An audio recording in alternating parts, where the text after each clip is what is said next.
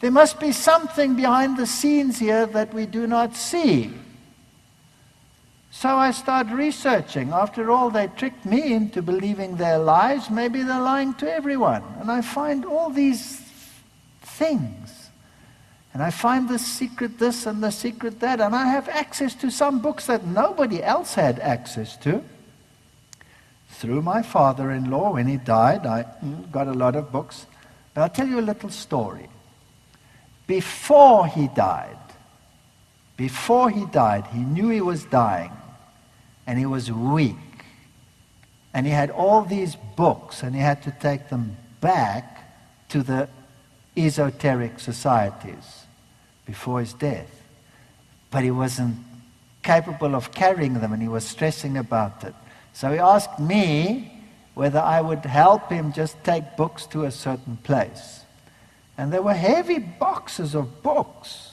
So I asked my son to come and help me. I didn't know where we were going. And he didn't tell me, so we took all these boxes of books, and we went to a place called the Sun Temple. And when we walked into the Sun Temple, I said, ooh, we're in an esoteric temple. And this was the place where the channel of Africa lived. Every continent has a channel. And that channel receives information from the boss. Thanks. And that information is disseminated to the rest of the world. And as I walked in there, it was in a triangular shape. It had a purple carpet and it had a pulpit. And the pulpit said, Age of Aquarius. And there were speakers from the top, and there were fantastic tables all around, and really posh. And we brought the books there, and my father-in-law thought, well, bring them in and we'll go out. And then this channel was chatting to my father-in-law. My father-in-law was a bit uncomfortable and embarrassed, and I still said to my son, pray, we're on the devil's ground. And then the channel of Africa came to me and said to me, are you the son-in-law? And I said, yes. And he assumed I was an insider. And so he started showing off. And he said, come, let me show you around. And I said, okay. And we went, and I played along, and he showed me his library, and then he showed me letters written to presidents and prime ministers of countries with answers from them about esoteric information and how it should be implemented in government and all of these links. And I was getting all the info I wanted. And as we left there, my father-in-law said something I won't repeat, and then he said, you milked him. And yes, I did milk him. So this is not a conjecture. This is not a conjecture. And anyway, while I was... Am I talking too much here? All right. So behind the scenes, channels were communicating. He also showed me who attends his meetings. High government officials, high sports officials, and high medical officials. The highest of them all. Those were all the ones that were involved that would come to the seance meeting to receive channeled information as to what had to happen in every single one of those fields. This is first-hand information. I didn't look for it. It came my way. All right? When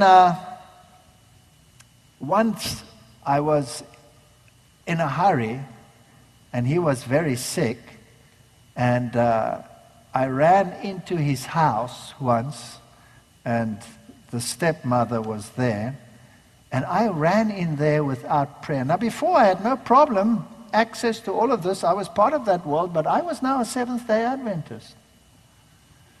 And I went into that house, not thinking, being busy. You know, we're always busy, and I didn't pray. And I thought, I've been in that house many times with them. I mean, they used to be on the same wavelength as I. I went into that house. She was in her room in audience, so she couldn't come out immediately, and I went in without praying. And I was still irritated. I had to get out there and do something, and I had to get something from her. And next minute, something hit me in the side here. And I went down like a ton of bricks in her kitchen. And I was writhing in pain on the floor. I couldn't breathe. I couldn't move. I was absolutely paralyzed with pain. And then I heard her finishing up, and I prayed. I said, God, please forgive me. I went in here without praying. That's presumption. But please, for the honor and glory of your name, don't let her see me like this. I couldn't get up. I couldn't move. And then our door opened, and she was starting to come down the passage, and I said, God, please let me get up. Please, I don't want her to see me like this, not for my sake, but for your name's sake. And just before she got into the kitchen, I could get up. I was still in pain, but I could hold my pose and pretend I didn't have pain. Don't think this is just some airy-fairy story. This is a real war. This is a real war. And I said to God, God, there is so much deception out there. How do these things link together? How do these secret societies link together? And I got all these heavy documents from all these Masons, and I don't want any of you ever to read them. They are satanic. They are evil. They make God the devil, and the devil they make God. And these are the highest Masons in the country. And I have their books, and how I got them, I can tell you that as well if you're interested. How I got some of the books that I couldn't get any other way. In any case, this stuff is evil. And I did read, but remember, I came from that world. I didn't read it now because I'd read it before, many of the stuff, of the little lower grades. I wasn't into the top grade stuff, which I got hold of later. I didn't read it to find out what is the devil's strategy and how does it all work. I didn't read it out of curiosity. I hated it. I loathed it. I said, God, show me that I can call people out of this darkness into your wonderful light. Don't you ever read it. It's disgusting. I have a different calling. I was called to do evangelism. And hundreds of Freemasons have been baptized because of this ministry. 36 in one campaign down in the south of your country alone. All over the world. People have come and thrown their Freemason regalia at our feet. All over. But I didn't have the link. I didn't have the link between Catholicism and the running of the secret societies. I didn't have the link. And I was lecturing in Germany. And I had the picture. I had all the pieces of the puzzle. They were coming together. And I had this piece and that piece and that piece. And I knew they had to link somewhere. And I said so in the lecture. They have to link. This is my early lectures. But I didn't have the links. And that night, everybody walks out of the hall, and I'm the last one. I'm always the last one out. People ask questions, and in those days, you still had to pack slides away. It wasn't like today. You close your computer, you put it in your bag, you're out of there. No. You give 2 lectures, you have the hundreds of slides to resort back into their place. And I was walking outside, and the others had been packing the van and were getting ready. The equipment was gone, and I walked down the passage. And as I walked down this passage, a hand grabbed me and pulled me into a closet. I thought, that's it, I'm dead. And the voice said to me, if you turn around and you see me, then you will die. And he said, what you said tonight is very dangerous, but what you said is true, but you don't have the proof. I have it. I'll give it to you, but if you see my face, you die.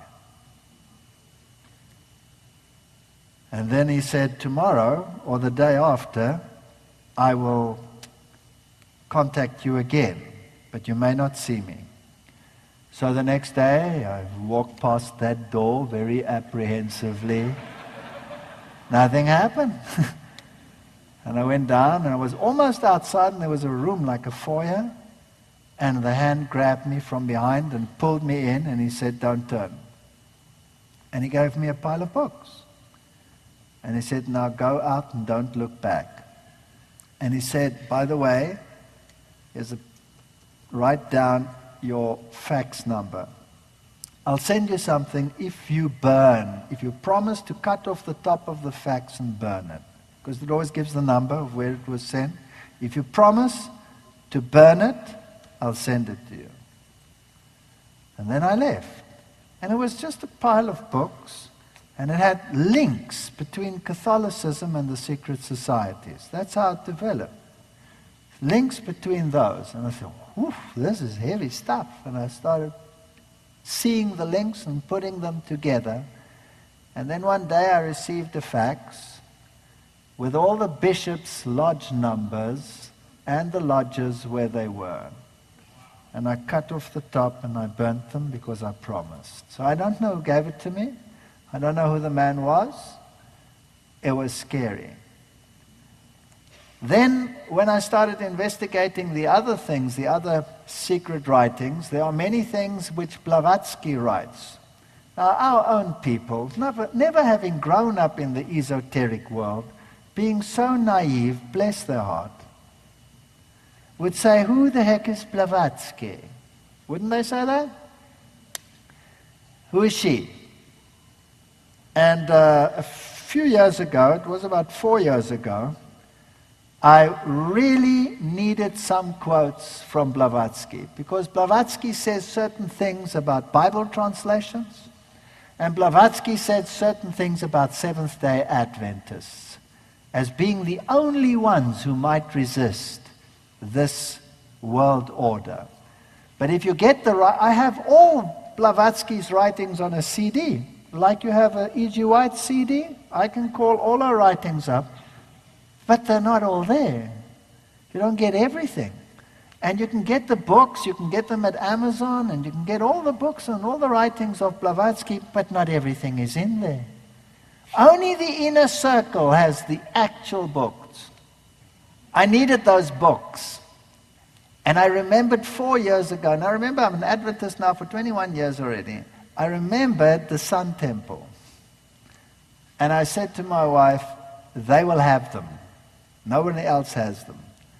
And so I prayed about it, and I said, okay, if I knock there and they open up for me, I'll just say who we are. But if I go by myself, they won't let me in. But if she comes along and I say, I'm here and this is the daughter of so-and-so, maybe they'll let me in.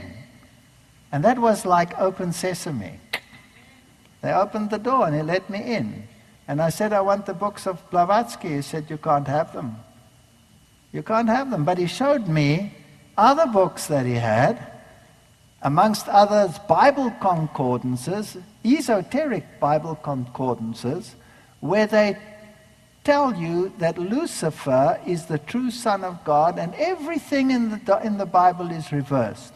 And he also told me, now it's not the same channel because that one had died, it's another channel, and he told me that he trains the theologians of this world. That's interesting, isn't it? He trains the theologians. And then he told me he's the only one who has the complete writings in all their original glory. And I said, but I need them.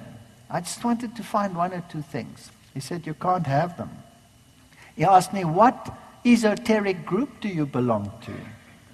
I was in big trouble. I said, I don't belong to any. I only know what my father-in-law taught me. And so we chatted, and then finally I was about to leave, and then he said, I actually do have another copy, but you won't be able to use it because it's in a foreign language. And he went down and he fetched it, and he said, it's in German.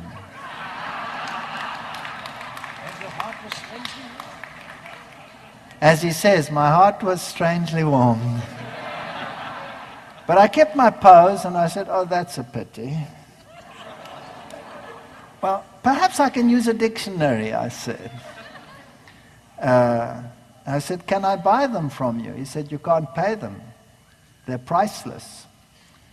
But at the end of the day, I walked out there with them.